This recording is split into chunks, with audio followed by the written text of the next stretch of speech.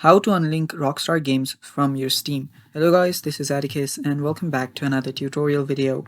In today's video, I'll teach you guys how you can unlink your Rockstar Games from your Steam. So without any further ado, let's dive right into it. So the first thing you will need to do is simply open up your web browser and then search for Social Club. Now you will see Rockstar Games website come up. So just log in into your account. And after you log in into your Rockstar Games account, you will see this little icon on the top right. Tap on it, and there you'll find account section. Simply expand on that, and then head over to your settings. After you head over to your settings, this is what you should see.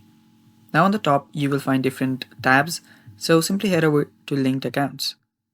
Right here, you will see your Steam account linked. So all you now need to do is tap on Unlink account. Now I don't have it linked, so there is no Unlink button. But if you have linked your Steam to your Rockstars, you can simply tap on the Unlink button that will appear instead of the link account option. Simply tap on that, and then you have unlinked your Steam and your Rockstars games. So yeah, that is all for the video. Thanks for watching. Stay tuned for more. And if you guys are new to our channel, don't forget to hit the subscribe button and stay tuned for more.